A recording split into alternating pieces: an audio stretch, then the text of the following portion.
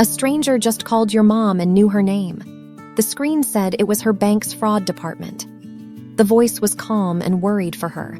Someone was draining her account right now, and he needed to verify a few details to stop it. None of it was real. The number was faked and the fraud invented. If you have an older parent, this call is coming. And here's the good news. It doesn't matter whether it's the bank, the IRS, a tech support warning, or a shaky voice claiming to be their grandson in jail. Underneath the story, every one of these scams runs the exact same script. And once your parents can see it, it stops working on them.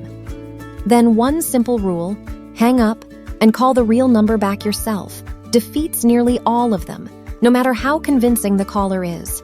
And older people are targeted the hardest because they lose the most.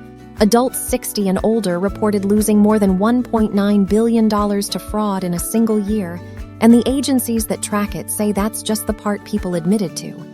But none of it is your parents' fault. These are trained crews who can put any name they want on the screen. So no fear and no blame, just a simple brief you can give the people you love tonight. Here's the plan. The 5 calls, the 1 script, the single tell, exactly what to say to your parents, and the free settings that stop most of these before they ring. Let's get into it. Beat 1, the 5 calls, because it's a lot less scary when you can see the lineup coming. There are really only a handful of stories these crews use on older adults. Call 1, the bank or fraud department. We've spotted suspicious activity. To protect your money, we need to move it to a safe account right now. That safe account is theirs. Call 2, the cruelest one, the family emergency. The phone rings late at night and it's a young voice crying, "Grandma, it's me. I'm in jail. Please don't tell Mom and Dad. I need bail money now." It is not their grandchild. Call 3, the government. A stern voice claims to be the IRS or Social Security. You owe back taxes, there's a warrant, and you must pay today or the police are coming. Real agencies do not work this way. Call 4, tech support. A pop-up screams that the computer is infected. A technician then wants remote access and a payment to fix it. And call 5, the prize. You've won a lottery. You just need to cover the taxes and fees up front. You never win a prize you have to pay to collect. 5 different masks. But it's the same crew running the same play every time. So how do you spot one you've never even heard of? That's beat 2. Beat 2, the 1 script. Because once you strip the stories away, all 5 calls are built from the same 3 parts, in the same order. Part 1 is authority. The caller instantly becomes someone you're wired to trust or obey. Your bank, a federal agent, a family member in trouble. That borrowed authority keeps you listening instead of hanging up. Part 2 is urgency. The moment you're listening, the clock slams down. It has to be fixed in the next hour. He's in a cell right now. Urgency is the key one because fear switches off the part of your brain that asks calm questions. Part 3 is secrecy. Don't tell anyone. Don't hang up. Stay on the line while you do this. Secrecy exists to cut off the one person, a spouse, a teller, an adult child, who'd have said, "Wait, that doesn't sound right." Authority to earn trust, urgency to kill your judgment, secrecy to remove your backup. And the story on top doesn't matter. If a call leans hard on all 3 levers at once, trust me, hurry, tell no one, that combination is the scam, every single time. So in the moment, when the story is convincing, is there one dead simple tell? There is. Beat 3. Beat 3. The tell. The single thing that unmasks every one of these calls, even a story you've never heard. It's not what they say, it's how they want to be paid. Think about how a real bank, agency, or family member actually moves money, then listen to what these callers demand instead. Gift cards. Go buy $500 in gift cards and read me the numbers. A wire transfer to a name you don't know. Cryptocurrency sent to a Bitcoin machine at the gas station. Or a payment app sent instantly to a stranger. Here's the rule, and it's almost magic in how well it works.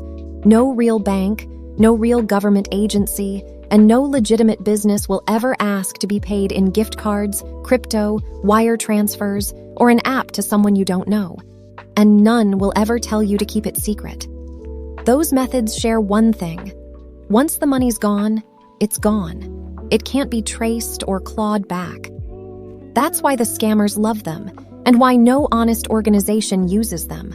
So your parents just have to wait for the ask. The story might be airtight, but the second it turns to gift cards, or a wire, or a crypto machine, the mask is off. The payment method is the confession. So what do you actually say to your mom or dad to lock this in? Beat 4. Beat 4. How to brief your parents. The actual words, 4 short rules you can say at the kitchen table tonight. Rule 1, and it's the whole ball game. Hang up and call the real number back yourself. Not the number that called, but the one on the back of their bank card, on a statement, or the official website. If it's genuine, calling back costs nothing. If it's a scam, the scammer is simply gone. A real caller never minds you verifying, only a fake one pushes back. Rule 2. Agree on a family safe word. Pick a word only your family knows and make any emergency call about a relative pass it. When a panicked voice says it's their grandson, they ask for the safe word. And a scammer can't answer it. Rule 3. Say it plainly. No real agency, no real bank ever takes gift cards. If a caller steers them toward the gift card rack, the conversation is over. And Rule 4 may be the most important because it's about permission. It is always okay to hang up. Tell your parents you'll never be upset with them for hanging up. Scammers count on politeness and the fear of being rude. So give the people you love permission to just end the call. But can you stop these calls from reaching them at all? Beat 5. Beat 5. Lock the phone down. Because the best call is the one that never gets through, and a few free settings quietly stop most of them. First, turn on your carrier's scam call filtering. Every major phone company now offers free spam and scam labeling. Switch it on in the carrier's app, and a big share of these calls get flagged or stopped before the phone even rings. Second, silence unknown callers. Both iPhones and Android phones can send any number not in your contacts straight to voicemail, so the phone doesn't even ring for a stranger. Third, add the number to the National Do Not Call Registry.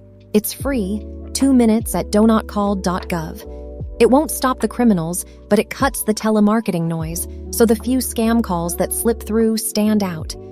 Now, one last thing, and it's why the callback rule matters more every year. The newest version of that grandchild in jail call uses AI to clone the relative's actual voice from a few seconds of online video. So it doesn't just claim to be your grandson, it sounds exactly like him. That's why the rule can never be "it sounded like him." The rule is hang up and call him back on his real number. Your ears can be fooled now. The callback can't, because you're not verifying the voice, you're verifying the line. So here's the whole brief in one breath. There are only about 5 calls: the fake bank, the grandkid in trouble, the government threat, the tech support warning, and the too good prize. And underneath, they're all one script. Authority to earn trust, urgency to kill your judgment, secrecy to cut off the person who'd stop you. When you can't tell, the tell is the money. No real bank or agency is ever paid in gift cards, crypto, wires, or an app to a stranger. So you brief your parents in 4 lines. Hang up and call the real number back. Agree on a family safe word. No agency takes gift cards, and it's always okay to hang up. Then lock the phone down. Carrier scam filter on, silence unknown callers, sign up at donotcall.gov. Do that, and the scariest call in the world becomes a 30-second non-event. Not fear, just a plan. The next time your mom or dad gets one of these calls, and they will, you don't want them trying to remember a video. You want them to have already heard the plan from you. So do the real thing tonight. Call your parents and give them the 4 lines. Hang up and call back. The safe word, no gift cards, and it's always okay to hang up. It's a 10-minute conversation that can save them everything. If this made something click, subscribe. That's the whole point of this channel. The digital world explained in plain English, so you and the people you love stay a step ahead. And watch this one next, because it's the scariest new twist on the grandkid call. How scammers now clone a real person's voice with AI and the simple checks that beat it. It's on the channel right now. Look out for your parents. Stay sharp out there.